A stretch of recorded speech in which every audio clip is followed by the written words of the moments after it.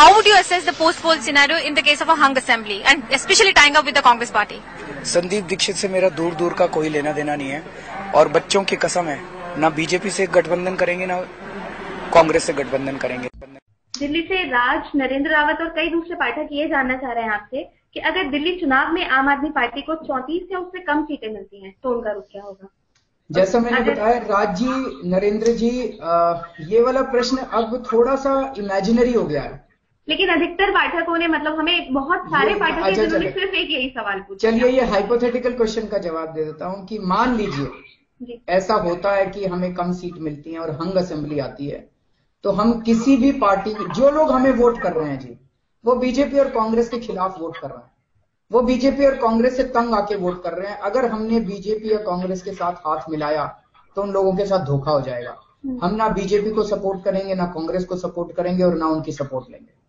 मतलब एक और चुनाव का बोझ आप दिल्ली की जनता पर डाल देंगे? कांग्रेस और बीजेपी के कुछ शीर्ष नेताओं से मेरी बात हुई, उन्होंने कहा कि आम आदमी पार्टी दिल्ली की हवा में तो बहुत है लेकिन जमीन पर नहीं है, और हवा में रहने पर, टीवी में रहने से, अखबारों में आने से मुख्यमंत्री नहीं हो बनता है। ये बीजेपी कांग्रेस का आंकलन है। सर, अखबार वाले और टीवी वाले तो दिखाई नहीं रहे थे जब से हमने मुकेश अंबानी के पिछली बार स्विस बैंक के अकाउंट एक्सपोज किए थे।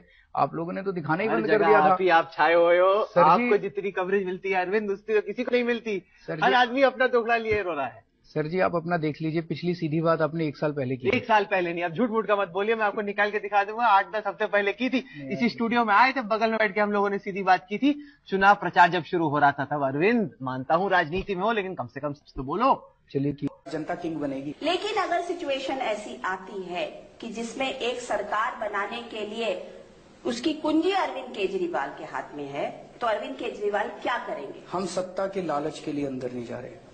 अगर हम सत्ता के लालच के लिए अंदर जाते तो आज मैं यहाँ पे बैठ के कुछ ना कुछ आपको गोलमोल बात कह देता। नहीं देखेंगे, अगर जनता का ऐसा ही हुआ तो गठबंधन का देखेंगे। पर हम कोई गठबंधन की सरकार बनाने नहीं जा रहे। हम सीधे भ्रष्टाचार को खत्म करने के लिए जा रहे हैं, और बीजेपी और कांग्रेस के साथ गठबंधन करके आप भ्रष्टाचार दूर नहीं कर सकते।